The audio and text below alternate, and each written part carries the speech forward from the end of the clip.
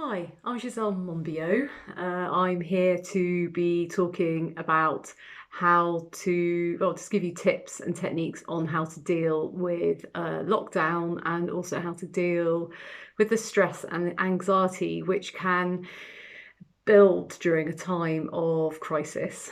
We are in a time where we don't really know what's going to be happening. A lot of our lives have been turned upside down, and along with that, our brains can go into sort of hyper alert, which is then sets off all of our adrenaline in our system, which can cause a lot of unwanted stress and a lot of anxiety. And irrespective of how well we're coping and the routines we're putting in and the self-care and all those wonderful things that we can do to help ourselves, there are going to be times when you're going to get a rise of anxiety. Some people might be feeling a lot more anxiety every day. Some of you might just be getting twinges or surges every now and then. So today I thought it would be really helpful to teach you a couple of breathing techniques that can really, really help with this, to help reduce that flush of anxiety. You know, it's not about not being aware of what's going on and doing the right steps, but the more we can control the anxiety that we're feeling, the better this experience will be. And also stress, anxiety lowers our immune system. So it's really beneficial physically as well as emotionally to ensure that we are able to keep things in perspective and deal with things as they come. You know, at times like this, our brains can really go off onto a tangent, thinking worst case scenario, catastrophizing, and yes, of course, a worst case scenario could happen, and God forbid that is. But for the vast majority, this is a temporary blip. This is a time which will pass. This is a time which we will be able to look back at. So I think what is really beneficial is for all of us to be able to recognise when we're feeling that sense of anxiety and stress, but also know what to do about it, because quite often we just don't know. We're aware of that's what's happening, but we don't know what to do with it when it happens. So just understanding sort of a little bit about what's going on in our brain. So when in our brain, we've got the limbic system, and this is our most primeval, our oldest part of our brain. And this is the part which is all about protection and survival. So we've got parts of the brain, the amygdala, which are always sort of looking out for threat, anything that might come in to attack us or threaten our environment. And if at that point our brain picks up a threat, what it does is it goes into alert. The adrenaline gets flushed through the body. We get the tunnel vision, our heart starts pumping, the blood goes from our digestive systems because it goes to our outer extremities, because it's not about nourishment, it's not about growth. What it's about is survival in that moment. And that survival is all about either attacking or running, or we can be paralyzed as well.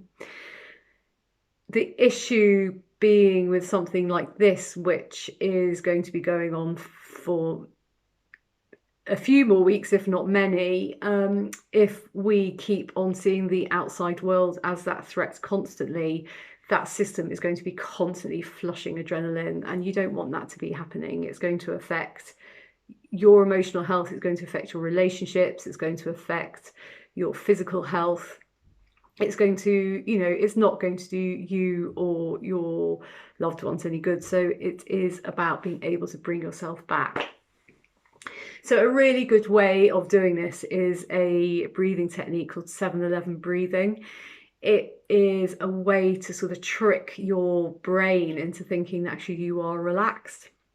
And then the brain goes, oh, I'm relaxed, that's excellent.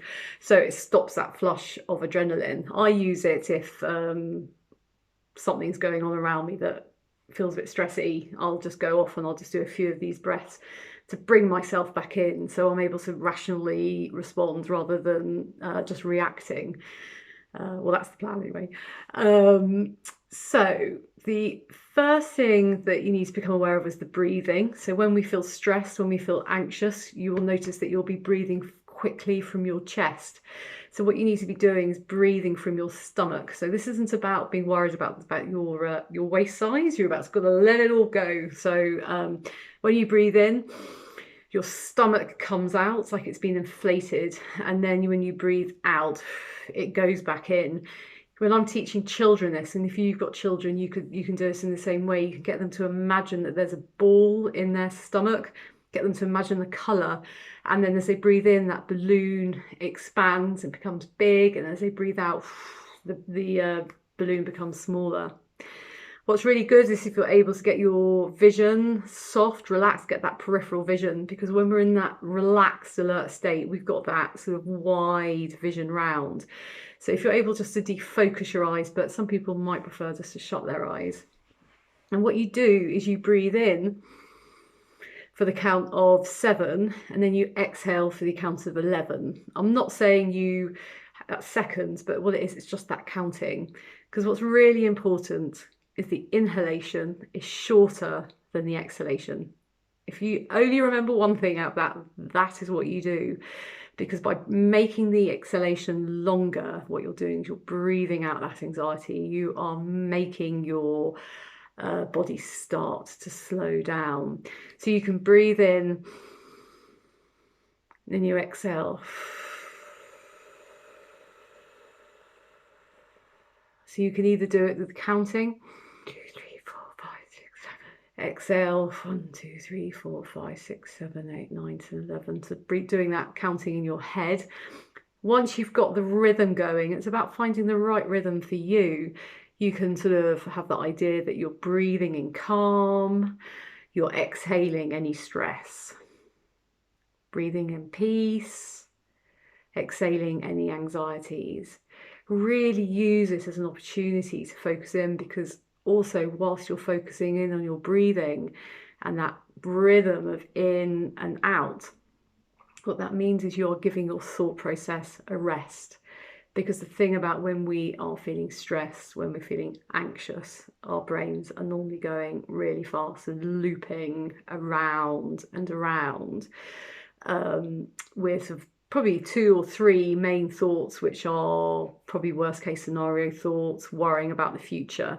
So if you're able just to sort of bring that attention into the breathing, into the counting, or what it is that you're trying to evoke, you can find you can naturally start to relax a little bit more.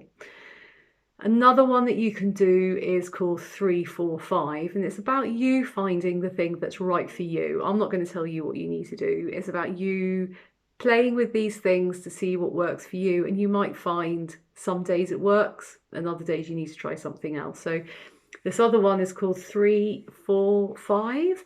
So you breathe in for the count of 3. You hold for 4. 1, 2, 3, 4. And then you exhale for 5. And then you start it again, breathing in for 3. Hold for 4. And then exhale for 5. And then you just repeat that. It is really good if you are able just to do this throughout your day. Do 30 seconds here, 1 minute there. You might want to do it for long periods. Stress, the adrenaline accumulates as the day goes on. So if you're just taking moments out of your day just to do this breathing, you'll be able to release some of this built up anxiety, which will mean you'll be able to deal more and be a bit more rational with what's going on. If you find that breathing makes you feel more anxious, which it can do, because suddenly you're bringing your attention on your breathing, and somebody who has intense anxiety, it might feel, it might just bring your attention too much to your body. Another thing you can do is body tension. We store all of our stress in our muscles. This is why, suddenly when you go to a yoga lesson, they say, oh yes, and just feel your body, and you just suddenly realise you've got pain here, and yoga teachers saying, bring your shoulders down, and so we hold the tension in the body. This is why doing exercise is so brilliant, because it's releasing all that stuff. So what you can do is you can work your way up your body. gradually tensing different areas of your body in sequence, but then doing the same area as you did before, plus with the new area, and then you squeeze really hard. So looking at my hand here, just squeezing that really, really hard. So you can work your body up through your toes, your feet, your legs, your tummy, up to your chest, bringing your shoulders up as high as you possibly can, then bringing them down, squeezing your arms, doing your face. You know, we hold so much tension in our jaws, so just letting that go. So what you can do is you can start off with a complete body scan. So you start with your toes, your feet, your lower legs. You can take as long as you want. Some people can do this in a minute. With some mindfulness body scans, they do it for 45 minutes. So I don't quite have the patience for that, but just do it in the way that's right for you. And then what you can do is you can incorporate one of those breathing techniques in. And even if you just spend 4 minutes 3 times a day, the difference can be remarkable.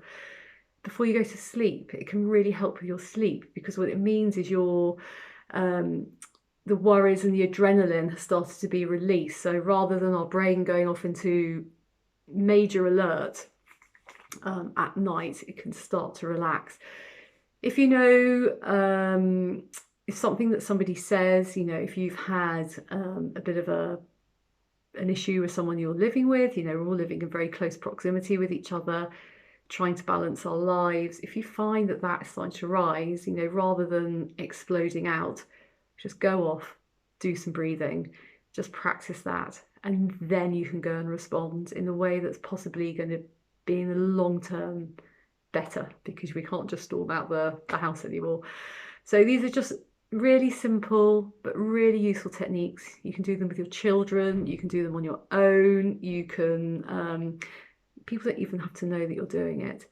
If you're somebody who experiences panic attacks, these breathing techniques can be really, really helpful too. So give them a go, see what you think, comment if you've got any questions. Next week, what I thought would be really helpful is I'm going to teach a 3-step sequence that you can do with your children. It's about how to stop the worry monster. And it's really, really good to help a child deal with any worries or anxieties. And irrespective of their ages, you can tweak the language. I mean, if you're dealing with a teenager, maybe they don't want to be hearing about a worry monster. But I do it myself. If I'm feeling quite anxious before I go to sleep, I will go through this process, and it really helps me. So I really wish you well. Keep safe. And try these techniques, because they really, really work, and they will really, really help you get through the next few weeks. Wish you well. Stay safe. Bye.